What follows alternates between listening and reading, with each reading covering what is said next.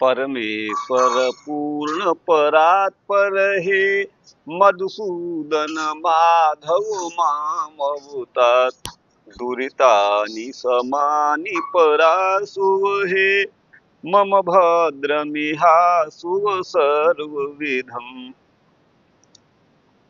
श्रीमद् भागवत महापुराण, आज वो नहीं पढ़े पहले। श्रीमद् भागवत महापुराण द्वितीय स्कंद अध्याय 5 श्लोक संख्या 25।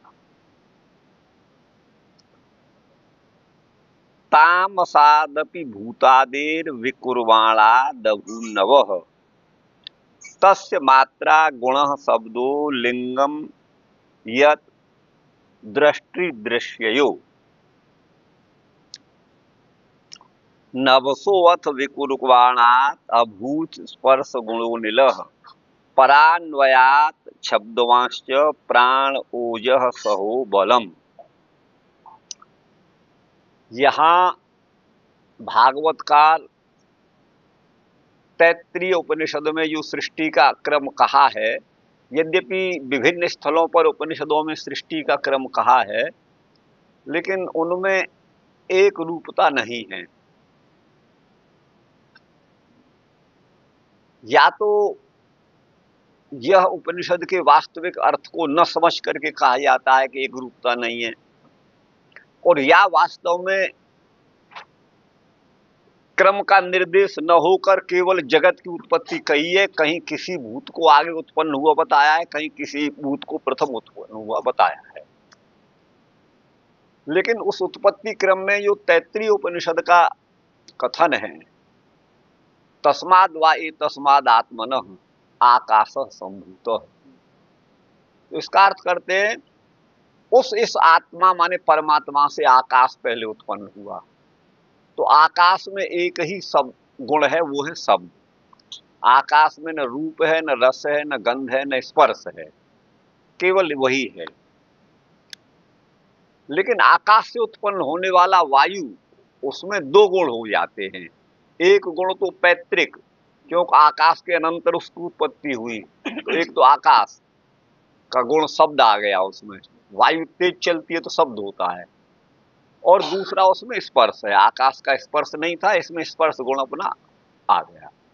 यही क्रम वैज्ञानिक भी लगता है। यहाँ वस्तुतः सृष्टि का क्रम है, और अन्यत्र जहाँ तेज माने अग्नि आदि की उत्पत्ति का प्रथम व्याख्यान किया गया है, वहाँ तेज का अर्थ वस्तुतः मेरी अपनी दृष्टि में वहाँ तीन ही की उत्पत्ति बताई है। तेजोवन्नम, तेज, अप और अन्न। तो ये जो है तेज और अप और अन्न, ये जो हैं, ये तेज माने अग्नि, अप माने जल और अन्न माने अन्न के वाचक न हो करके ये तीनों गुणों के वाचक हैं। तेज, देखिए, जो तेज में लाल रूप दिखता है, यह तेज, जो ऐसा उपनिषद में कहा गया है, तो वस्तुतः लाल गुण जो माना गया है वो रजोगुण का माना गया है। तो तेज का मतलब वहां पर है रजोगुण। और अप माने जल शुक्ल होता है, तो शुक्ल वर्ण जो है सत्व गुण का है, तो वो जो अप शब्द जो है वहां सत्व गुण का वाचक है। और अन्न जो है वो पृथ्वी, वैसे अन्न पृथ्वी से उत्पन्न होता है, लेकिन अन्न यहाँ पर तमोगुण का वाचक है। अर्थात तत्तेजो असृजत, उसने तेज का सृजन किया। तो तेज का मतलब जो है सृष्टि की उत्पत्ति में रजोगुण का प्राबल्य होता है, इसलिए प्रथम कथन उसी का है। बाकी सभी गुणों की उपयोगिता सृष्टि में रहती है, लेकिन वहां प्रधान रूप से रजस रहता है, रजोगुण रहता है। ये कल भी शायद हमने कहा था। तो अब सृष्टि का क्या क्रम है, उसी उपनिषद के अनुसार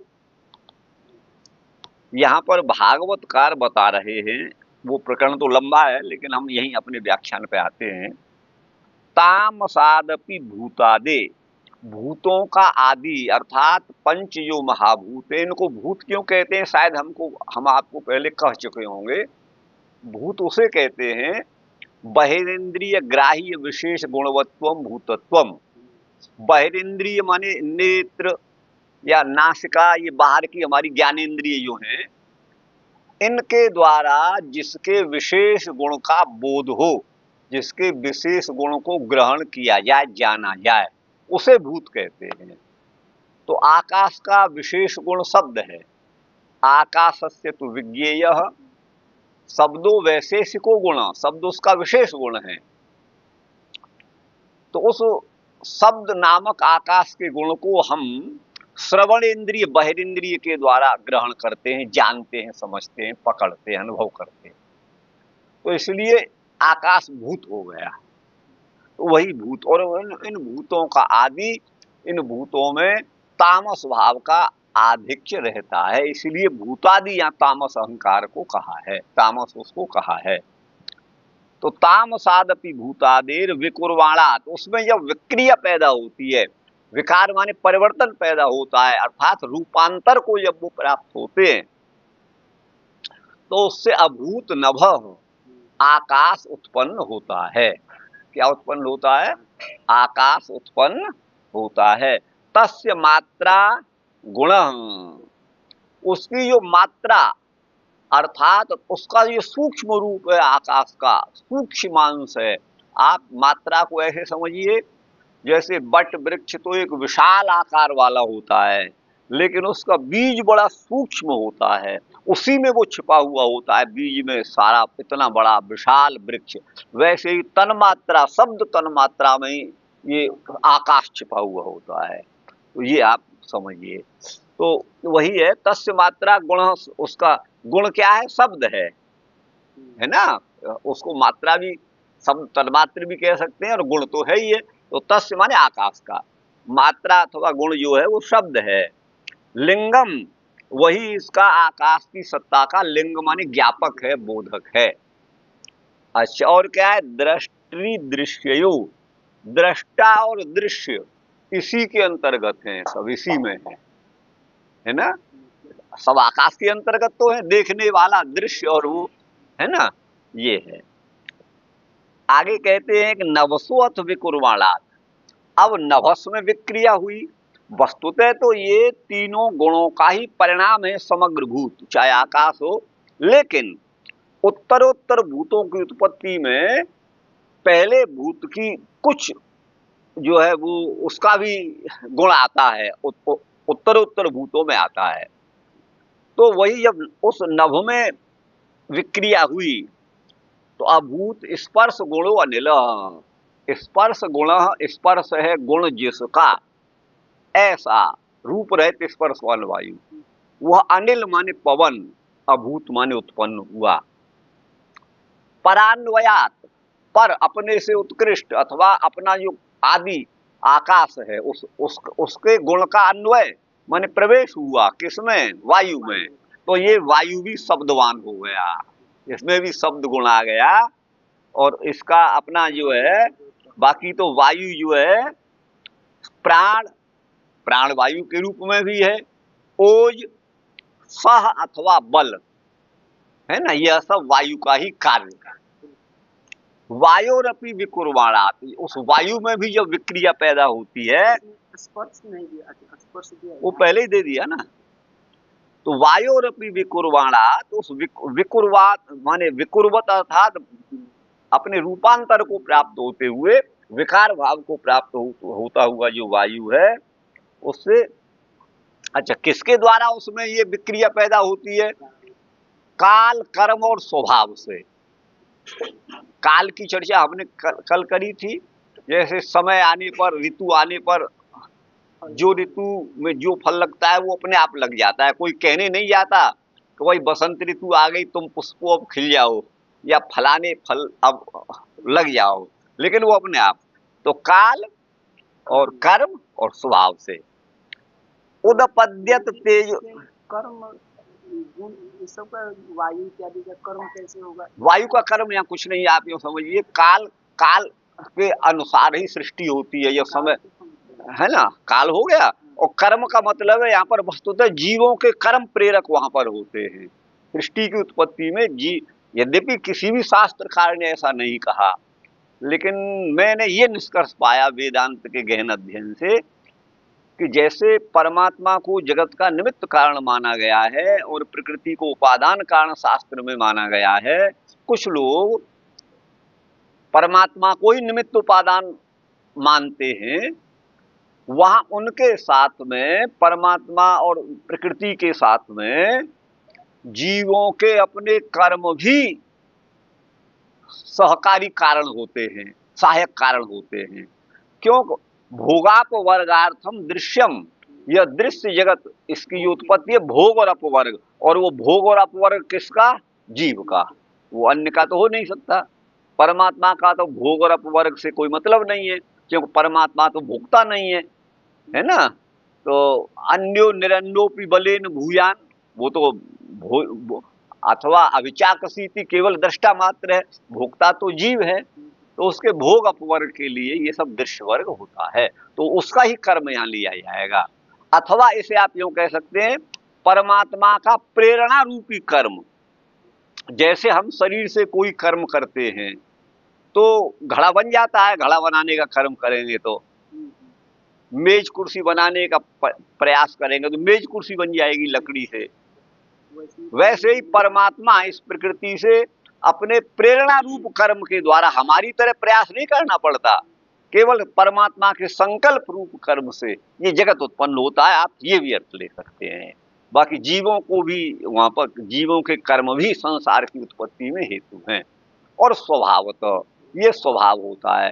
स्वभाव क्या होता है कि प्रकृति का स्वभाव है वो रूपांतर में परिणत होना, दूसरे रूप में आना, और पुनः उस कार्य को अपने अंदर समेट लेना। मिट्टी से घड़ा बनना और घड़े को पुनः मिट्टी में मिल जाना, तो ये उसका प्रकृति का उस तरह का स्वभाव है, वो परिणाम स्वभाव वाली है। तो काल कर्म स्वभावतः, तो इसकी जो है ये सब जगह लगाना पड़ेगा। आकाश भी काल कर्म स्वभाव इसका भी कारण है, और वायु का भी, और आगे भी सबका समझिएगा। तो उद्पद्यत तेजो, वही उससे तेज उत्पन्न हुआ। तो बोले अभी तो उसमें वायु में रूप नहीं था, आकाश में भी नहीं था, अब अग्नि में रूप हो गया, रूपवत। और सब स्पर्श शब्दवत, स्पर्श और शब्द अपने पूर्वजों से आ गए, आकाश वायु से आ गए। वत माने वाला। तेज सस्तु विकुर्वाणात, उस तेजस में, तेज में जब विक्रिया पैदा हुई तो आसीद अंभो रसात्मकम, रसात्मक अंभ माने जल, रसात्मक माने इसमें रस गुण है, रूप रस। अभी रस जो है उन तीनों में नहीं था, अभी रस ही जिसका आत्मा है, रसात्मक, रस ही जिसका स्वरूप है, ऐसा जो जल है, अंभ माने जल, आसीत माने हुआ। अच्छा, वो जो जल है वो रूपवत भी है, स्पर्शवत भी है, अंभ माने जल, और घोषवत माने शब्द वाला भी है। परान्वयात, इसका अन्वय पूर्वों से आ रहा है, इसकी जो है अन्विति, इसका जो आगमन इन गुणों का अपने पूर्वजों से है, जो जल के पूर्वज हैं। कौन? आकाश, वायु और अग्नि। बाकी वो रसात्मक तो उसका अपना है ही है, रसात्मक है। विशेषस्तु विकुर्वाणाद अंभसो गंधवानभूत, जब उस जल में भी जो है विक्रिया पैदा होती है तो गंधवान माने गंध वाला है ना, विशेष पृथ्वी तत्व उत्पन्न हुआ। परान्वयात, परान्वय से, अपने पूर्वजों के गुणों का अन्वय होने से, वो आने से, इसमें पृथ्वी में आने से, रस स्पर्श शब्द और रूप, इन गुणों से यह अन्वित है। कौन? पृथ्वी। वैकारिकान मनोयज्ञे देवा वैकारिकादश। अच्छा, जो वैकारिक अहंकार, ये तो तामस अहंकार का हो गए महाभूत, और जो वैकारिक अहंकार है, देखिए यहाँ आपको सात्विक अहंकार बताया था। वैकारिक माने सात्विक, ये है। हाँ, तो उससे जो है क्या उत्पन्न हुए? मनोयज्ञ, मन जो है उत्पन्न हुआ। ठीक गुरु भाई। और देवा वैकारिका 10, 10 जो देवता हैं अर्थात 10 इंद्रियां। या देवता का अर्थ इंद्रिया समझिए, देवता माने देवराज इंद्र नहीं है, या फिर और कोई देवता नहीं है, सूर्य देवता नहीं है, चंद्रमा देवता नहीं है। यहाँ पर देवता का मतलब है इंद्रियां। 10 देवता उत्पन्न हुए।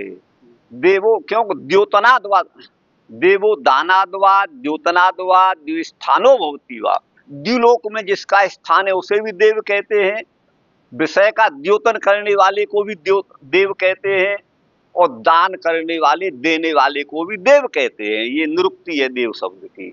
तो ये देव द्योतनाद्वा, इंद्रियां विषयों का द्योतन करती हैं, प्रकाशन करती हैं। अगर श्रवण नहीं होगा तो शब्द नहीं आप सुनेंगे, चक्षु के बिना आप रूप नहीं देखेंगे, इसलिए देव है, इनमें देवत्व है। तो ये 10 देवा, यहाँ पर यज्ञ क्रिया का अध्ययन करना पड़ेगा। मन एक है तो यज्ञ, दो होता तो यज्ञाते यज्ञिरे, ठीक है ना, गावो हो यज्ञिरे, वेद में आपने सुना होगा। अच्छा, इनके 10 देवताओं, 10 इंद्रियों के जो देवता हैं, ठीक है ना गुरु भाई, वो दिक, वात माने पवन, अर्क माने सूर्य, प्रचेता और अश्वी माने अश्विनी कुमार, वाहिनी माने अग्नि, इंद्र, उपेंद्र और मित्र, ये जो है इनके देवता हैं। और क माने ब्रह्मा, क अलग है तभी 10 होंगे। क माने ब्रह्मा, ये ध्यान दीजिएगा। दिक, इधर देखिए, दिक, वात माने वायु, अर्क माने सूर्य, प्रचेता और अश्वी माने अश्विनी कुमार 5, वाहिनी माने अग्नि 6, इंद्र, उपेंद्र, मित्र और क। ठीक, स्वार्थ में क हो गए तो मित्र का अर्थ मित्र ही होता। तो ये इनकी विवेचना आगे करेंगे। अब आगे इसके कितना है देखें। आपका मन इसको समाप्त करने का है, अब हम ज्यादा व्याख्या कर गए, नहीं करनी थी, इसको ले लेते हैं पहले यहाँ से, ये 30 ये यहाँ तक कर लेते हैं। हाँ, परस्य नवस का भूतादि रीति तामसस्य, भूतादि ये तामस का विशेषण है, क्योंकि भूतों का प्रारंभ भूत तामस है, तमोगुण का बाहुल्य है। तामसात प्रथमम शब्दो भवति, ये प्रसिद्ध है। सतु तस्य नवसो मात्रा, वो नव का मात्रा माने सूक्ष्म रूप है, कौन, शब्द। गुण असाधारण गुण भी है। असाधारण गुण क्यों है, तो वो अन्य का व्यावर्तक है, अन्य का निवर्तक है, व्यावर्तको धर्म। असाधारण धर्म उसे कहेंगे जो केवल उसी में है, अन्य में नहीं है, वो असाधारण धर्म, अन्य का व्यावर्तक है धर्म। शब्द द्वारा नव उत्पद्यते, शब्द तन्मात्रा से ही, जैसे मैंने कहा बट के बीज से बट वो उत्पन्न होता है। एवमेव स्पर्शादिषु, स्पर्शादि में भी यही समझना चाहिए। शब्द का जो लक्षण है वो लिंगम माने लक्षणम। कुड्याद्यंतरितेन केचिद उच्चैर गयो गजेत्युक्ते, यो गजदृष्टा यश्च तेन दृश्यः गजः तयोर्लिंगम बोधकम, ये उनके बोधक है। कुड्याद्यंतरितेन, कोई दीवाल की ओट में है, अंतरित, कुड्ड दीवाल को कहते हैं।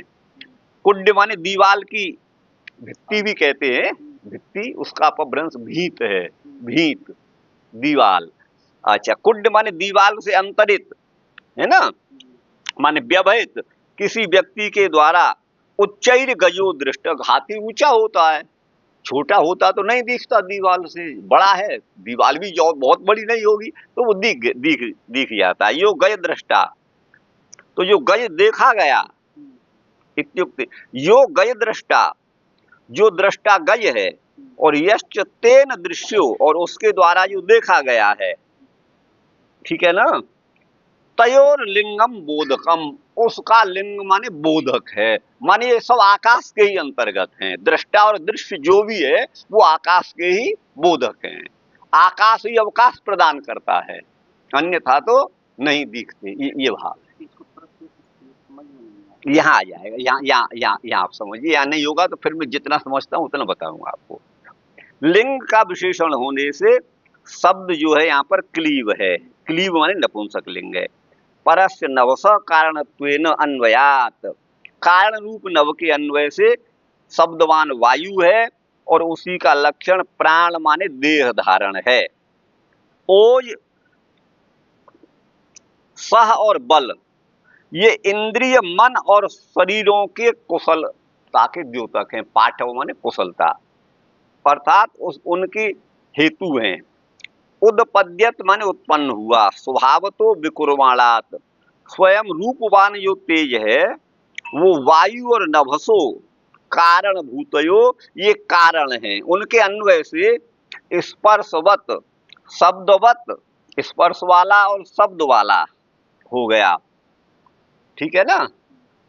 एवं अंभस पृथिव्याश्च, अंभस माने जल और पृथ्वी में, परान्वयात अगले अगले के गुण उत्तरोत्तर भूतों में आते जाते हैं तो गुणाधिक्य में हो जाता है।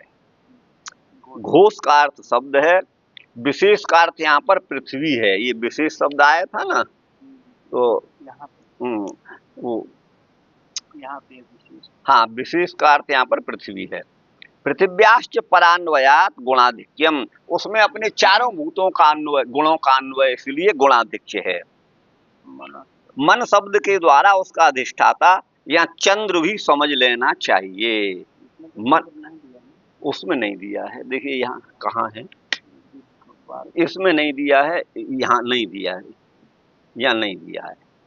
चलिए ये 10 इंद्रिय से अलग है। हाँ, वो 10 इंद्रियों से अलग है, 11 में है। अन्य च 10 देवा, अन्य जो 10 देव माने इंद्रियां हैं वो वैकारिक है, माने सात्विक अहंकार के कार्य हैं। वैकारिक माने सात्विक, उनको कहते हैं दिक माने दिशाएं, बात माने पवन, अर्क माने सूर्य, प्रचेता, अश्विनी कुमार, ये 5 हो गए। ये तो क्रम से श्रोत्र, दिशाएं तो श्रोत्र, श्रोत्रात् तथा लोकान ऐसा आया है ना। तो दिशाओं का देवता, श्रोत्र का देवता तो दिशाएं हैं भैया। और बात माने वायु देवता किसका है, त्वग इंद्रिय का, ठीक है ना गुरु भाई। और अर्क देवता किसका है, चक्षु का, ठीक है ना। और प्रचेता देवता जिह्वा का है, ठीक है ना गुरु भाई। और अश्विनी कुमार जो है वो घ्राणेन्द्रिय के अधिष्ठाता है, मन इनके अधिष्ठातृत्व में ही ये इंद्रियां कार्य करती हैं। अगर ये नहीं होंगे तो कार्य नहीं कर पाएंगी, ये इनके वो हैं, ध्यान दीजिए। अब जैसे आपके शरीर का अधिष्ठाता कौन है, आपके अंदर विद्यमान जीवात्मा, उसके बिना आपका शरीर काम नहीं करेगा, किसी का भी नहीं करेगा, मेरा भी और किसी का भी नहीं करेगा, फिर मृत घोषित हो जाता है उसके भाव में। तो ऐसे ही इंद्रियां देवों के अधिष्ठातृत्व में ही अपना अपना कार्य संपादन करने में समर्थ हो सकती हैं, होती हैं। अच्छा, अब इसको स्पष्ट आप यूं देख लेते हैं। अगर सूर्य है तो सूर्य चक्षु का देवता है, अधिष्ठात्री, तो सूर्य के प्रकाश में ही चक्षु कार्य करती हैं। और जब अंधेरा, गुप्त अंधेरा या सकें, घना घोर अंधेरा, निबिड़ अंधकार जिसको बोला, गहन अंधकार, उसमें कहाँ देख पाती हैं, वो तो उसमें नेत्र दोष है, वो अलग बात है, वो एक अलग बात है। बाकी तो आप देखिए, आपके नेत्र कितने भी अच्छे हों, लेकिन क्या गहरे अंधकार में कुछ दिखाई देगा, नहीं देगा वहां पर, क्योंकि उसका देवता का संयोग नहीं है, ये है। अच्छा, रात्रि में भी दिखता है तो वो प्रकाश, सूर्य का प्रकाश चंद्र और तारों में है, उसके प्रकाश से ये है। वहनी माने अग्नि, इंद्र उपेंद्र, उपेंद्र से मतलब यहाँ पर वामन को भी उपेंद्र कहा जाता है। अच्छा, मित्र और कश्च, क माने प्रजापति, मैंने कहा था, ब्रह्मा कहा था ना, वही क माने प्रजापति ब्रह्मा। ये 5 जो है क्रम से। अग्नि किसका देवता है, वाक वाणी का, ठीक है ना, हाँ। और पाणी माने हाथ का देवता कौन है, इंद्र। और उपेंद्र किसका देवता है, पाद माने पैरों का। और भैया मित्र किसका देवता है, पायु का, पायु माने गुदेंद्रिय, गुदा, देवता का नाम है, कोई देवता है, हाँ देवता है, मित्र नाम है, और का मित्र देवता का नाम है। और क माने प्रजापति जो है वो उपस्थ का है, उपस्थ, उपस्थ मूत्रेंद्रिय, चाहे वो स्त्री का हो या पुरुष का हो, उसका देवता कौन है, ब्रह्मा। तो इसलिए तो उत्पत्ति इन्हीं दोनों इंद्रियों के संयोग से होती है। हाँ, तो ये इनका अधिष्ठाता ब्रह्मा है। ये तो ज्ञान शक्ति बुद्धि, ज्ञान शक्ति तो बुद्धि है गुरु भाई। ये हम कहाँ तक पढ़ गए? पढ़े नहीं, इधर है। अच्छा अच्छा। हाँ, और क्रिया शक्ति जो है वो प्राण है। पहले इसके श्लोक को तो अच्छा, श्लोक पढ़ेंगे इसका, वो हो गया पूरा? नहीं, उसको बंसीधर गीता की बात। अरे अभी तो ये बंसी बजेगी यहाँ। इदानीम आकाशादि का सूक्ष्म रूप से जो कारण है, तो आकाश सत्य आकाश के होने पर शब्दान का अनुभव होता है, इसलिए वो उसका कार्य है।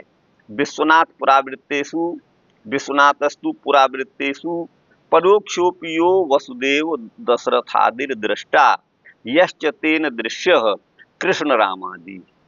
तो ये भगवान राम और कृष्ण के पिता और राम और कृष्ण के बारे में कह रहे हैं। उन दोनों का भी यत लिंगम, यह एक शब्दों ज्ञापक, जो एक शब्द ज्ञापक है, उनका बोधक यही है, ज्ञापक है, बोधक है, तो शब्द ही बोधक है। ये कहना चाहते हैं, ये जो संज्ञाएं हैं ना, ये शब्द के ही द्वारा होती है, शब्द ही इनका बोधक है, राम कृष्ण आदि का, दृष्टा और दृश्य का। तो यहाँ पर दृष्टा और दृश्य जो है, इन्हीं बाप बेटों को माना है। ये है वसुदेव दशरथ आदि तो दृष्टा है, और उनके द्वारा दृश्य कृष्ण और राम है। तो अब इसकी संगति थोड़ा इसमें लगा सकते हैं, इसको समझाइए ना। कहाँ? मूल को आइए आप, मूल कहाँ है? यही था ना, कुंड्याद।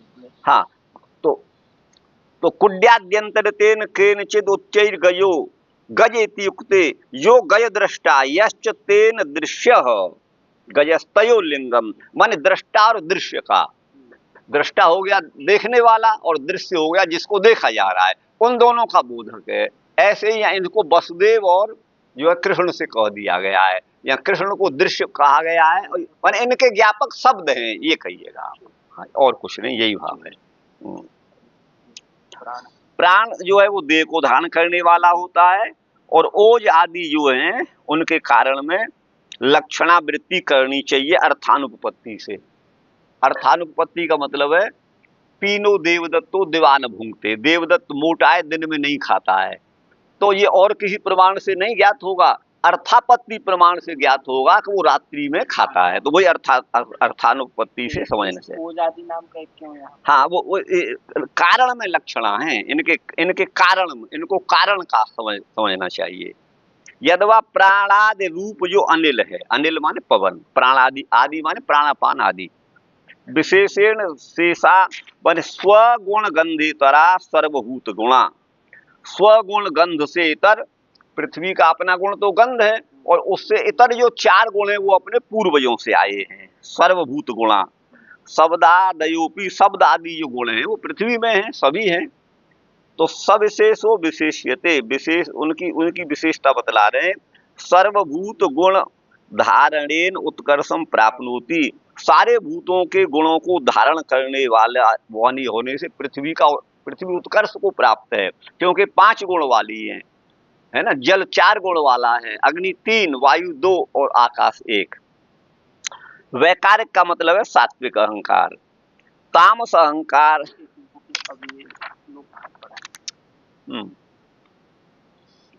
तेज सात्तु विकुर्माणाद इंद्रियाणी दशा भवन।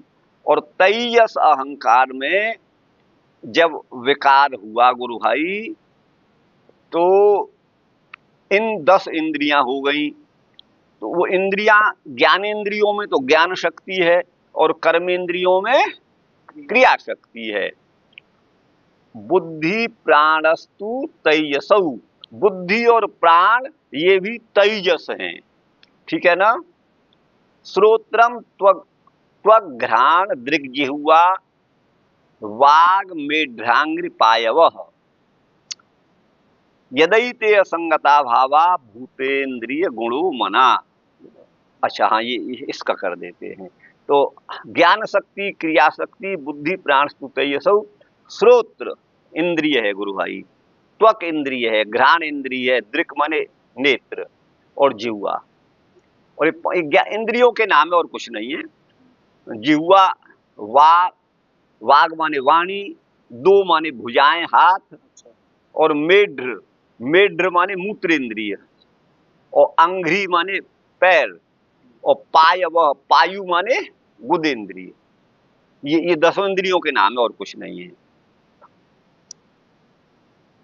तो भूतेंद्रिय मनोगुणा यदा एते असंगता भावा, जब ये असंगत हो गए माने कार्य करने में समर्थ नहीं हुए, ये निष्फल ही जब सिद्ध हुए, असंगत ये हो गए, ये सभी जो है अपने अपना कार्य करने में, भूत इंद्रिय मनोगुण ये भाव माने सभी, यदा आयतन निर्माणे न सेकुर ब्रह्मवित्तम। हे नारद जी, हे ब्रह्मवेत्ताओं में श्रेष्ठ नारद जी, अब ये समझ में नहीं आ रहा है। कहते हैं कि ब्रह्मवित्ता यहाँ पर कहा गया है किसको? नारद जी को। और ब्रह्म को जानने वाले के बारे में क्या कहा है? एक विज्ञानेन सर्व विज्ञान प्रतिज्ञा, यस्मिन् ज्ञाते सर्वम ज्ञातम भवति। जिस ब्रह्म को जान लेने पर सब कुछ ज्ञात हो जाता है। तो ब्रह्म को जान लिया तो नारद जी को फिर क्या कसर रहेगी? ब्रह्मा जी समझा रहे हैं उसे। शंका है कि नहीं, आप बताइए। यहाँ ब्रह्मवित्तम कहा है, ब्रह्मवित्त तम, तम प्रत्यतुसायन में, माने ब्रह्मवेत्ताओं में श्रेष्ठ ब्रह्मवित्तम। कई लोग व्यासों को मैंने देखा है ब्रह्मवित्तम, वित्त धन को वहां कहते हैं। मौ का क्या अर्थ है ये कुछ नहीं करते, ब्रह्मवित्त। ब्रह्म रूपी धन, वो ऐसा नहीं है वस्तुतः।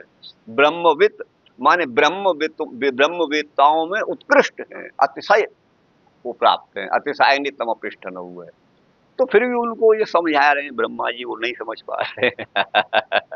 ये प्रयोग उनको नहीं करना था, केवल नारद कह देते, लल्लू कह देते, बेटा कह देते, उन्हीं के तो पुत्र है ये। तो क्या ब्रह्मा जी से ज्यादा जानते हैं? ब्रह्मा जी फिर ब्रह्मा जी ब्रह्मवित्तर हो गए, और ब्रह्मवित्तम को समझाया, ये तो उचित नहीं है। खैर शंका तो बहुत हो सकती है, पर छोड़िए, ये प्रयोग है उस तरह का। हाँ, कहाँ है? जब आयतन माने मनुष्य देह के निर्माण रूप इस आयतन के निर्माण में न शेकू, ये समर्थ नहीं हुए सभी के सभी, मन इंद्रियां इत्यादि जो हैं, तदा संगत चान्योन्यम भगवत शक्ति चोदिता, तब भगवान ने, अभी तो ये अलग अलग थे, नोजिल अलग है, प्लंजर अलग है, टायर अलग है, उसका हैंडल अलग है गाड़ी का, ये सब अलग अलग पुर्जे उसके अलग पड़े हुए हैं। तो ये क्या कार्य करेंगे? आप हैंडल से कह दो उसमें इंजन है, नहीं चल भाई, तो कह कितना भी घुमाओ नहीं चलेगा ना। या केवल इंजन हो फिर उसमें अन्य उपकरण नहीं, तो भी नहीं चलेगा। तो सब जब इनकी संगति होती है, सब मिल जाते हैं ना, तो गाड़ी चलने लगती है कि नहीं चलने लगती है। तो वही है, जब ये अपना पृथक पृथक कार्य करने में समर्थ नहीं हुए, तदा संगत्य अन्योन्यम, अन्योन्य से संगत्य माने संगठित होकर, मिल करके। कैसे मिले आपस में? भगवत शक्ति चोदिता, भगवान की शक्ति से प्रेरित होकर के ये मिल गए, अपने आप बैठ गए। तो सद सत्वमुपादाय चुभयम, सत असत होगा ना, सद असत त्वमुपादाय, सत और असत दोनों को लेकर के, सत असत्वम, सत और असत माने सूक्ष्म और स्थूल। तो सूक्ष्म क्या हो गए भैया? शब्द आदि तन्मात्राएं, रूप रस गंध, ये है ना, ये तो हो गया। असत माने सूक्ष्म, और सत माने उनकी अपेक्षा स्थूल आकाश आदि हो गए। आप समझ गए ना? तो इन सबको सत और असत को लेकर के सत सत्वम उपादाय, इसका अर्थ जो है सत और असत का बड़ा सभी भाष्यकारों ने वेदांत दर्शन में ऐसा विलक्षण अर्थ वहां कई जगह किया है, जो बड़ा हृदय आहत होता है, संगति नहीं बैठती है। तो कल भी मैंने जिस सूत्र का भाष्य लिखा, अपना जो भी लिखा, व्याख्या लिखी, तो वो सबसे भिन्न ही है। और 2-3 दिन से उसी सूत्र पर विचार में कर रहा था, तब उस निष्कर्ष पर मैं पहुंचा हूं, ऐसा होता है। तो आप देखिए, सत और असत का वो जो है क्या अर्थ किया है, वो श्रीधराचार्य जो है, मैं आपको बता चुका हूं चतुर्थ श्लोकी भागवत में, सत स्थूलम असत सूक्ष्मम ऐसा अर्थ करते हैं। तो इसमें मन भी सूक्ष्म है, वो दृष्टिगोचर होने वाला तो है नहीं है, आप समझिए। बुद्धि भी सब उसी प्रकार की है, वो कोई इंद्रियों का विषय तो है नहीं। और ये तो हो गए माने सूक्ष्म, और सत माने स्थूल, स्थूल ये भूत हो गए। तो इन दोनों को लेकर के सत सत्वम उपादाय उभयम, दोनों को लेकर के ससृजुर ह्यदः, इनका निर्माण किया, इनको संगत करके बनाया, मनुष्य आदि देह में इन सबको संयोजित किया, या पशु पक्षी मृग आदि के देह में, किसी भी देह में। वर्ष पूग सहस्रांते, हजारों वर्षों के बाद में गुरु भाई, तदंडम उदकेशयम, वह अंड जो पैदा हुआ, उदकेशयम वो जल में शयन कर रहा था। वो कहां शयन कर रहा था? जल में। अंडा जो पैदा हुआ उसमें ये सभी हैं, भूत आदि इंद्रिया आदि है। वो तदंडम उदके अशयम, उदके शयम, जल में शयन कर रहा था। लेकिन काल कर्म स्वभावस्थो जीवो जीवम अजीवयत, काल कर्म और स्वभाव में स्थित हुआ जो जीव है वही जीवम अजीवयत, उसी ने इस देह को, इस अंड को जीवित किया।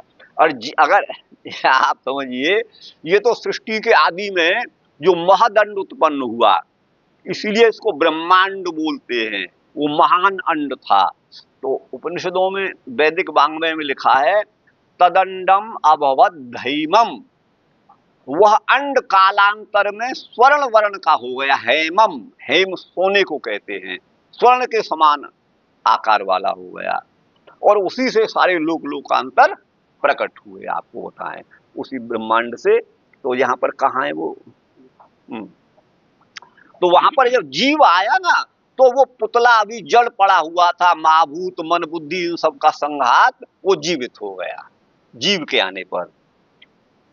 स एष पुरुष तस्माद अंडम निर्भिद्य निर्गत, वह पुरुष उस अंड को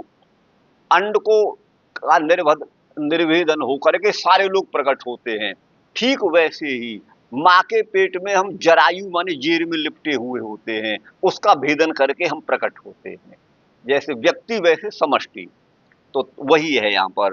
अंडम निर्भिद्य निर्गत सहस्रोर वंग्र वावक्ष, उसके हजार उरु माने जंघा, अंग्री माने पैर, बाहु, और सहस्र आनन, सहस्र मुख, और शीर्षवान सहस्रों मुख थे। माने अनंत रूप में ये सृष्टि प्रकट हुई, ये भाव है उसी ब्रह्मांड से। ये है जहां भगवान का वर्णन है सहस्र शीर्षा, सहस्र संख्या देखें तो 100 10 जगह आप रख दो 100 करके, तो वो एक सहस्र हो जाएंगे। तो ये तो सहस्र पद तो 1000 एक निश्चित संख्या का वाचक है। लेकिन जगत तो अनंत रूप में, इसमें योनियां ही 84 लाख बताई गई हैं। हालांकि हमने कहीं नहीं पढ़ा है, वहां 84 लाख योनियां सुना जाता है, कोई प्रामाणिक रूप से हमने नहीं सुना, कई ग्रंथों में सुना तो जाता है। तो जो भी योनियां हैं वो तो लाखों करोड़ों हैं, आपको बता दें। तो वो यहाँ सहस्र पद उन सभी का वाचक है, लाखों करोड़ों का वाचक है, वो निश्चित 1000 संख्या का वाचक नहीं है। तो संसार में जितने भी वो सिर हैं, वहां वो भगवान के सिर माने गए हैं, क्योंकि भगवान वहां भी है, क्योंकि वो सर्वव्यापक है। समझ गए ना? जितनी भी नाक है, जितनी भी कान है विभिन्न प्राणियों की, वहां भी भगवान विद्यमान है।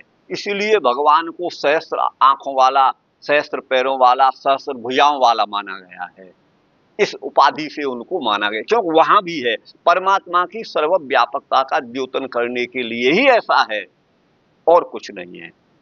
बाकी तो वो तो निर्विकार होता हुआ और निराकार रूप से सर्वत्र व्याप्त है। साकार अथवा सावयव वस्तु सर्वत्र व्याप्त नहीं हो सकती, वो निराकार वस्तु ही सर्वव्यापक हो सकती है, ऐसा आप समझिएगा। आगे है यस इहावयवैर लोकान, जिस माने उस जो पैदा हुआ ना हजारों सिर वाला, उसी के अवयवों से यहाँ लोकों की कल्पना मनीषी जन करते हैं। उसी से लोक निर्माण हुआ, माने लोक उसी से निकले। कट्यादिभिरध सप्त, कटी, अब देखिए जो पिंड में वो ब्रह्मांड में, तो कटी कमर को कहते हैं, कटिबद्ध हो गया, कमर कसली। तो कट्यादि भी अधः, इससे नीचे 7 लोक हैं गुरु भाई, सप्त, कट्यादि भी अधः सप्त, और सप्त ऊर्ध्व जगनादि भी, और जघन आदि से लेकर के 7 लोक ऊपर के हैं। अभी आपको 14 भुवनों का दर्शन हम कराएंगे। हृदय पुरुषस्य मुखम ब्रह्म क्षत्रम एतस्य बाहवो। हे ब्रह्मन, ब्रह्म ये नहीं, ब्रह्म संबोधन नहीं है। तो इस पुरुष का मुख, ब्राह्मण तो इसका मुख है और क्षत्रिय इसकी भुजाएं हैं, बाहवो। उरु माने जंघा, वैश्य जो है भगवान की जंघा स्थान पर है भगवान का, और भगवान के पैरों से शूद्र उत्पन्न हुआ। भूरलोक कल पदभ्याम, पैरों से, अजायत अभ्यजायत, पैदा हुआ। तो अब इसका थोड़ा समझाइए, हमेशा झगड़ा जो है होती रहती है। देखिए, एक चंद्रशेखर नाम का नालायक है जो आजकल सांसद बन गया है नगीना से, उत्तर प्रदेश में। तो ये नालायक का मैंने एक दिन बयान सुना था कि लोग कहते हैं ब्राह्मण तो मुख से पैदा हुए हैं, तो बोले मुख से पैदा क्या होता है, थूक पैदा होता है और गंदगी पैदा होती है, तो ब्राह्मण तो बस वैसे ही गंदे हैं। वो इस तरह के अनर्गल, असंबद्ध और जो है दुष्ट भाषा बोलता है। अब आवे पास में तो सारे का सिर फोड़ दें, हम आपको बता दें। हमारे गांव में एक बार आया था अभी वो साला, जब चमारों का और क्षत्रियों का झगड़ा हुआ था 5-4 महीने पहले, तो आया था साला यहाँ पर। और ये भी आगरा का जो सांसद है वो भी आया था, आगरा का जो सांसद जो सपा में है वो भी आया था। तो इस झगड़े में, तो हाँ वो मैं समझा रहा हूँ। देखिए, यहाँ जीवात्मा का वास मस्तिष्क में है, मस्तिष्कगत हृदय प्रदेश में, आपको हम बता चुके हैं। यद्यपि परमात्मा तो सर्वव्यापक है, हमारे नख सिख से लेकर कहीं लोक लोकांतर में सर्वत्र व्याप्त है, लेकिन जीवात्मा तो एक देशी है, सूक्ष्म परिमाण अणु परिमाण वाला है, और वो मस्तिष्कगत हृदय प्रदेश में रहने से जहां है वही ब्रह्म का अनुभव करता है। जो जहां है नहीं, ब्रह्म तो सब जगह, तो हम वहां है ही नहीं, तो हम अनुभव कैसे करेंगे। खूब सुगंधित हवा आ रही है आपके वृंदावन में, लेकिन हम वहां उपस्थित नहीं, तो हम क्या अनुभव करेंगे। खूब लड्डुओं के जो है पंगत हो रही है, हम है नहीं, तो क्या उसका उपभोग करेंगे, नहीं करेंगे ना। हम जहां हैं वहीं करेंगे। तो ब्रह्म तो सर्वव्यापक है, लेकिन उसका अनुभव मस्तिष्कगत हृदय प्रदेश में किया जाता है। तो इसलिए मुख को ब्राह्मण कह दिया, ज्ञान का प्राधान्य होने से। ध्यान दीजिएगा, जिसमें ज्ञान का प्राधान्य है वो ब्राह्मण है। तो ये मुखी क्यों, और भी तो हम सकते नहीं, ये ऊपर का भाग है ना, ये ऊपर का भाग है ना। मुख से मतलब यहाँ से लेकर के ऊपर का भाग है ये जो है मुख्य है। मुख शब्द से ही मुख्य बना है। ध्यान दीजिए, शाखा दिव्यो यह सूत्र है अष्टाध्यायी का, मुख शब्द से यह प्रत्यय होकर के मुख्य शब्द बना है। तो मतलब जो है ये मुख्य, इसलिए वर्णों में ब्राह्मण का की प्रमुखता है, क्योंकि वो ज्ञान प्रधान है। ज्ञान प्रधान तो और भी लोग हो सकते हैं, तो देखिए, वर्ण व्यवस्था 2 तरह से है, एक जन्म से, एक कर्म से। इस विषय पर चर्चा फिर करिएगा, लेकिन यहाँ ज्ञान का प्राधान्य होने से ब्राह्मण को मुख स्थानीय कहा गया है, ऐसा आप समझिएगा। समझ गए ना, ज्ञान का प्राधान्य होने से मुख स्थानीय, क्योंकि ज्ञान यही है, हमारी इंद्रियों का कनेक्शन भी यही है। ध्यान दीजिएगा, यहीं से ज्ञान सारे शरीर में हमें होता है। अभी समाधान कर दीजिए। हाँ बता, क्या है बताइए, क्या नहीं हो रहा है। आप जो कह रहे हैं, तो अगर तो ज्ञानवान तो और भी लोग होते हैं, केवल ब्राह्मण ही ज्ञानी। हाँ तो ज्ञानी जब हो गए ना, कौन, विश्वामित्र, तो वो राजर्षि से ब्रह्मर्षि बन गए। आप समझ गए कि नहीं, ब्रह्मर्षि बन गए, तो ज्ञान का प्राधान्य हुआ तब न हो गए। ये अन्य ऋषियों की भी बात आती है उपनिषदों में, वो ज्ञान का प्राधान्य होने से वो ब्रह्म हो गए। और ब्राह्मण का अर्थ है वस्तुतः ब्रह्म को जानने वाला, ब्रह्म का ज्ञान करने वाला। इसी को सूक्ष्म रूप में मैंने आपसे कहा कि जीवात्मा यही जहां है वही ब्रह्म का अनुभव करता है। तो मुख स्थानीय यहाँ पर ब्रह्म को ब्राह्मण माने ब्राह्मण को परमात्मा का मुख माना है। देखिए, आप मेरी बात समझिए, जन्म और कर्म दोनों ही है, क्योंकि जाति शब्द की निष्पत्ति भी जनि धातु से ही होती है, जनि प्रादुर्भाव से। जन्म और कर्म वो दोनों हैं, दोनों से ही जाति का निर्धारण होता है। इसमें हम अपना निर्णय क्या देंगे, हम करपात्री का निर्णीत अर्थ आपको बता रहे हैं, जो धर्म सम्राट हैं, जिसने ब्राह्मण कुल में जन्म लिया, लेकिन वह शूद्र के कार्य कर रहा है, तो वह उसकी जाति है ब्राह्मण शूद्र। ब्राह्मण उसे शूद्र कहेंगे, ध्यान दीजिए। और जो क्षत्रिय होकर के भी वैश्य के कार्य कर रहा है या शूद्र के कार्य कर रहा है तो वो क्षत्रिय वैश्य क्षत्रिय शूद्र कहलाएगा, अथवा ब्राह्मण का कार्य कर रहा है तो उसे क्षत्रिय ब्राह्मण कहेंगे। उसे क्षत्रिय करपात्री जी का निर्णीत अर्थ है, आपको बता दें। तो इसलिए जाति जो है वो इस तरह से है, आपको बता दें। और आर्य समाज तो कहते हैं कि ब्राह्मण आदि वर्ण के वाचक हैं, जाति के वाचक हैं, वाचक नहीं है, लेकिन उनका यह कथन सर्वथा असंगत है, क्योंकि जाति शब्द की निष्पत्ति ही जनी प्रादुर्भावी से होती है। तो इसलिए जन्म भी कारण है, जन्म भी जाति का कारण होता है, लेकिन जो अपने कर्म से पतित हो जाता है वह अपने वर्ण को खो बैठता है और वो वर्णांतर में वो कर्म से आ जाता है। जन्म भले ब्राह्मण का है लेकिन वो शूद्र का कर्म कर रहा है तो ब्राह्मण शूद्र ही कहलाएगा। आप बोलिए क्या कहना चाहते हैं? अभी नहीं हुई शंका, ये है। तो ये है। बाकी तो पाणिनि व्याकरण के अनुसार तो मैंने ये निश्चय किया है कि वो जन्म भी दिया जाएगा, केवल आर्य समाज के अनुसार कर्म से ही जाति का निर्धारण नहीं होता, जन्म कर्म दोनों से है। यही भाव भगवान ने जन्म कर्मच में दिव्यम ये यहाँ पर कहा है, जन्म और कर्म दोनों ही लिए जाते हैं। जन्म तो है उच्च कुल में लेकिन कर्म नहीं है। तो किसी हिंदी के कवि ने कहा है कि ऊंचे कुल का जन्मिया और करनी ऊंचन होए, सुवर्ण कलश सुरा भरा, साधु निंदा सोए। साधु उसकी निंदा करेंगे, सोने के घड़े में अगर विष भरा हुआ है, आप समझ गए ना, सुरा मदरा भरी हुई है, तो वो जो है वो निंदा का ही पात्र है। तो उसी तरह से इसको आप समझिएगा। हाँ, तो अच्छा, बाहु क्षत्रिय क्यों कहा गया? रखवाली रक्षा भुजाओं से ही होती है। तो क्षत्रिय जो है क्षतात कृत किल त्रायत इत्युदग्रह, जो क्षति से बचाए, विनाश से बचाए, रक्षा करे निर्बलों की, सबलों से, वो क्षत्रिय है।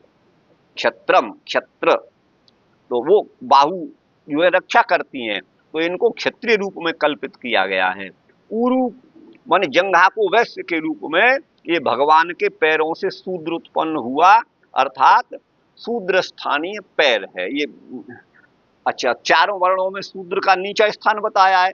पैर हमारे शरीर में नीचे ही होते हैं और सबका कैंकर यही करते हैं, सबकी सेवकाई बेचारे पैर करते हैं, पूरे शरीर को यही तो ढोते हैं, चाहे ब्राह्मण मुख है चाहे कुछ भी है, जो भी पैर ही उसको ढोते हैं।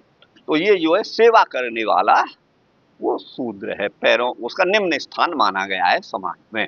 पदभ्याम शूद्रो अजायत, ऐसा नहीं कि शूद्र भगवान के पैर से निकल के भागने लगे और मुख से ब्राह्मण पैदा होकर के अपना कीर्तन, ऐसा कुछ नहीं है।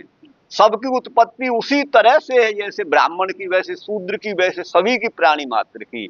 यहाँ एक काल्पनिक भाव यहाँ बताया गया है, माने ज्ञान का प्राधान्य होने से, जैसे सिर सबसे ऊपर होता है तो ब्राह्मण समाज में उसका उच्च स्थान है, उसी क्रम से नीचे ये सब कल्पना की गई है। बाहुओं से रक्षा की जाती है तो वो क्षत्रिय मान लिया गया है। ये कल्पित है, यथार्थ में ऐसा हो ऐसा नहीं है। अन्यथा तो आप भी शूद्र भी हो गए, वैश्य भी हो गए, क्षत्रिय भी हो गए और ब्राह्मण भी हो गए और मैं भी हो गया, सारा जगत हो गया। शूद्र भी एक ब्राह्मण हो गया क्योंकि मुख उसका भी है तो इसलिए ब्राह्मण हो गया, बाहु उसकी भी है, ये भाव है। तो भूलोक कल्पित पदभ्याम, भूलोक जो है पैरों से, भगवान के पैरों से, और भुवः लोक, भुवः माने अंतरिक्ष लोक, पृथ्वी और आकाश के जो बीच में, वो जो है नाभि से, नाभि भी बीच में, और हृदय, हृदय से स्वरलोक पैदा हुआ, और उर्सा, उर से महरलोक, महात्मा न माने परमात्मा के, महात्मा के उर से महरलोक पैदा हुआ। ग्रीवा में जललोक, तपोलोक, इस दोनों स्तनों से पैदा हुआ, स्तनद्वयात् तपोलोक।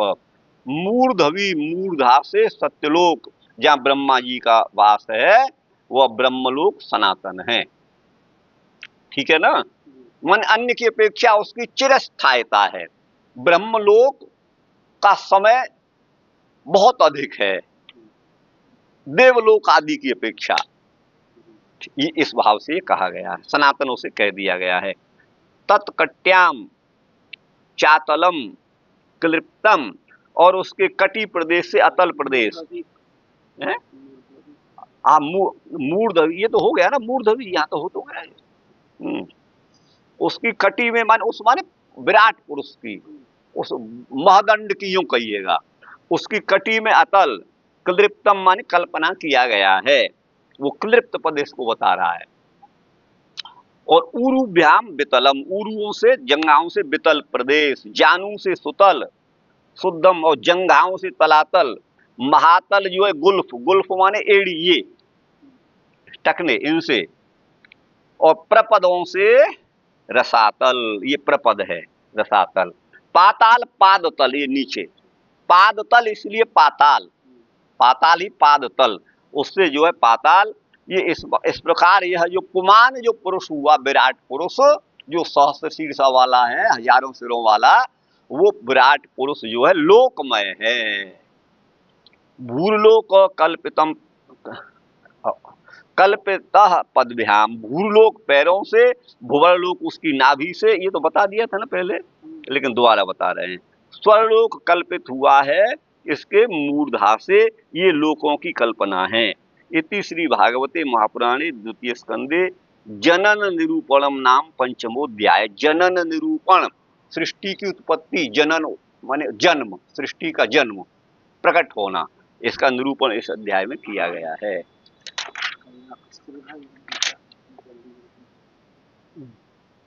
ज्ञान शक्ति बुद्धि है भैया, और क्रिया शक्ति जो है प्राण है। 23 अहंकार के ये कार्य हैं। अतः ज्ञान क्रिया विशेष रूप, ज्ञान और क्रिया माने ज्ञानेन्द्रिय तो ज्ञान वाली, और क्रिया शक्ति कर्म इंद्रियों में, ज्ञान क्रिया विशेष रूप वाली जो इंद्रियां हैं वो भी 23 से उत्पन्न हुई हैं। 23 अभवन, तान्याह उनको कहते हैं। श्रोत्रम, दोह माने भुजाएं, पाणी, ठीक है ना, और मेढ्र का अर्थ है उपस्थ, उपस्थ माने मूत्रेंद्रिय। और भैया और क्या है, क्रम, यहाँ कोई क्रम नहीं है कि इस क्रम से पहले ये इसका नाम है तो पहले यही उत्पन्न हुई, ऐसा कुछ नहीं है, यहाँ क्रम विवक्षित नहीं है। एवं कारण सृष्टि मुक्त्वा, अब कार्य सृष्टि को कहते हैं। अब इनसे ये उत्पन्न होंगे, जब ये असंगत हो गए माने अमिलित हो गए, अलग अलग पड़े हुए थे, सभी इंद्रियां अलग, और ये सब आप समझ गए होंगे, देवता अलग, तो यदा आयतन से शरीर से निर्माणे, लेकिन शरीर का निर्माण संगठित रूप में ये सभी नहीं कर सके। तदा सदसत्वम माने प्रधान गुण भाव उपादाय, या सत और असत, सत माने प्रधान और असत माने अप्रधान, गुण भाव माने अप्रधान। मैंने अर्थ किया था सूक्ष्म, और वो भी सही है, आप समझिए, उसको लेकर के स्वीकार करके उभयम समष्टि व्यक्त्यात्मकम, समष्टि और व्यक्ति माने सारा संसार और एक व्यक्ति का शरीर, इसी से उभयात्मक है शरीर है। काल कर्म स्वभाव काल कर्म स्वभावानाधिष्ठाय स्थितो जीवयति जीवः, काल कर्म और स्वभाव के आश्रय पर जो स्थित है और इस जड़ शरीर को जीवित करने वाला वह जीव है। जब तक जीव में प्रवेश नहीं, जीव का प्रवेश इस देह में नहीं होता है तो मृतवत पड़ा रहता है, क्योंकि ये अचेतन प्रकृति का कार्य है, अचेतन प्रकृति का परिणाम है। यदि संसार का उपादान ब्रह्म होता तब तो इस देह में भी, इंद्रियों में भी चेतनता होनी चाहिए थी, लेकिन नहीं है। इसलिए जीव जब इसमें प्रवेश करता है तभी ये जीवित होता है। जीव परमात्मा, या जीव, जीव का अर्थ परमात्मा किया है। अजीवम अचेतनम, अजीवयत, अचेतन शरीर को जीवित कर दिया उस जीव ने, वो परमात्मा की कृपा से जीव का प्रवेश होता है, क्योंकि हमारे जैसे कर्म है उसी देह में पशु पक्षी मनुष्य आदि में हमारा प्रवेश होता है। ये हमारी इच्छा पर निर्भर नहीं है, निर्बद्ध माने अलग करके स्थित है। उनके अवयवों से लोक रचना को कहते हैं। कटी इति ऊरु मूलयो, ऊरु का मूल, ऊरु ये है भैया, है ना, इसका मूल क्या है, ये कटी है। पश्चात भाग, पीछे के भाग को जघन, जांग, पुरोभाग अध, है ना, जघनम तो पुरोभाग, और अध सप्तलोकान, नीचे 7 लोक अतलादिक हैं। ऊर्ध्वम माने ऊपर, भू आदि 7 लोक हैं, भू भुव स्व मह जन तप और सत्यम। वर्णानाम, वर्णों की उसी से उत्पत्ति है, इसको दिखाते हैं। पुरुषस्य, ब्रह्म माने ब्राह्मणो मुखम, ब्राह्मण उस परमात्मा का मुख है। कार्य और कारण में अभेद की विवक्षा से है, अर्थात घड़ा तो कार्य है और मिट्टी कारण है, लेकिन दोनों ही वो मिट्टी ही रूप है, घड़ा भी मिट्टी ही रूप है, तो अभेद विवक्षा से। तो ब्रह्म तो कार्य है और ब्राह्मण तो कार्य है और ब्रह्म कारण है, तो कारण कार्य में अभेद दृष्टि से ऐसा कह दिया गया है। ठीक गुरु भाई, कहां पर है? बाहु जो है क्षत्रिय है, क्षत्रिय। इदानीम उपासनार्थम, उपासना के लिए लोक कल्पना भेदों को दिखाते हुए सप्तलोकों के पक्ष को 2 श्लोकों से कहते हैं। द्वाभ्याम, भूलोक से लेकर के और पाताल लोक से आरंभ करके पदभ्याम पैरों से कटी पर्यंत, स्तनद्वयादि दोनों स्तनों से, ये उपासनार्थम।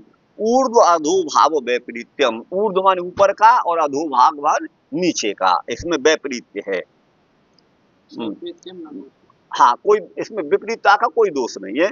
यद्वा स्तनद्वयम कुर्वद यद ओष्ठद्वयम तस्मात्, है ना, 2 स्तन भी हैं और 2 ओष्ठ भी हैं। उत्तरोष्ठ ये हो गया, अधरोष्ठ ये हो गया। ब्रह्मलोक वैकुंठाक्ष है, वह सनातन नित्य है, न तो सृज्य प्रपंचांतरवर्ती, उसका निर्माण नहीं होता। यहाँ ब्रह्मलोक से परमात्मा लोक का वर्णन है। इदानीम 14 लोकों को दिखाते हैं। जगन आदि के द्वारा भू आदि, इनको पहले कह दिया गया है 7 लोकों को। कटी आदि से अधम माने नीचे के 7 लोक हुए हैं, इनको भी 2 श्लोकों से कहा गया है। शुद्धम का अर्थ है भैया हरि भक्त का निवास होने से। अब त्रिलोक पक्ष को कहते हैं भूलोक पाताल आदि से सहित। इति श्री भागवते महापुराणे 2 स्कंदे टीकायाम पंचमोध्याय। अब बंसीधर की बंसी बजेगी।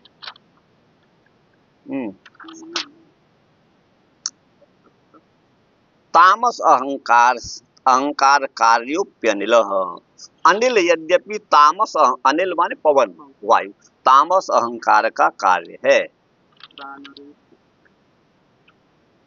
प्राण रूपेण तेजसा अहंकार कार्योपी, वो प्राण रूप तेजस अहंकार का भी कार्य है। भवती, असंगता माने अमिलित थे। सदसत्वम माने मुख्य गौणत्वम, शरीरम माने ब्रह्मांडाख्य जो समष्टि है, और प्रतिजीव का देह जो है वो व्यष्टि है। भगवतस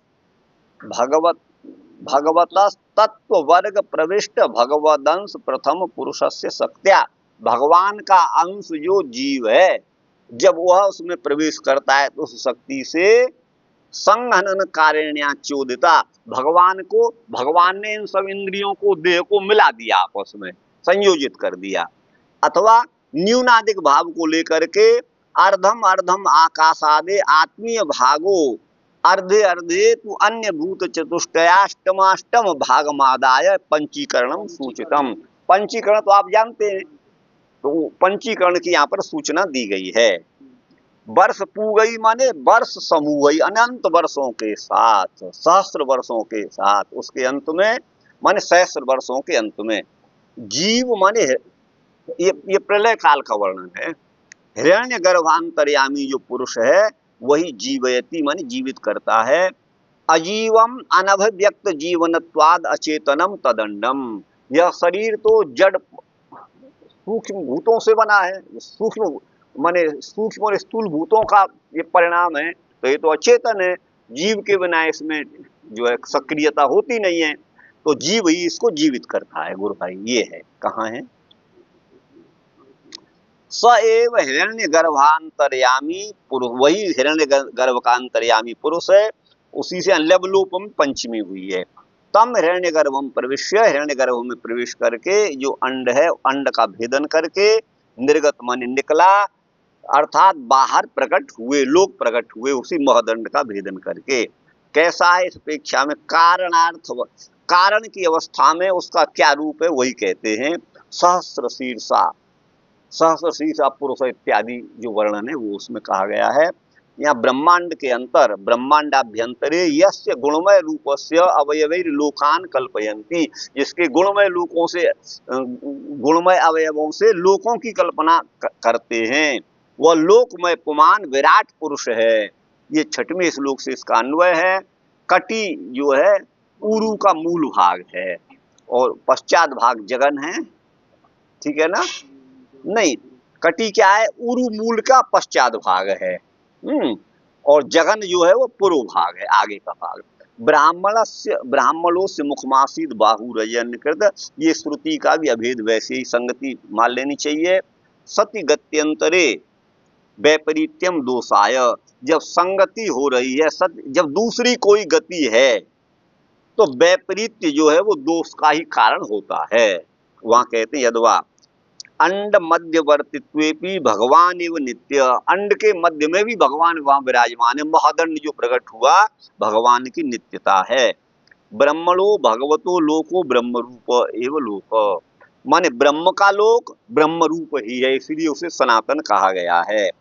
तत्र 14 श्लोक पक्षे हरि भक्ता प्रहलाद बल्यादयस तेषाम निवासत्वात्, उनमें प्रहलाद बलि आदि, उन लोकों में बलि आदि का निवास है। यत्र यत्र च मद्भक्ता स्वदेश श्रेयसाम पदम, जहां जहां मेरे भक्त हैं वह जो है श्रेयसाम पदम, कल्याण का स्थान माना गया है, जहां मेरे भक्त निवास करते हैं।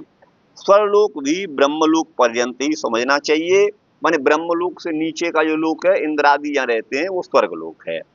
इति श्री भागवत भावार्थ दीपिका प्रकाशे 2 स्कंदे 5वां अध्याय। श्री कृष्णाय नमः। कितना समय हुआ?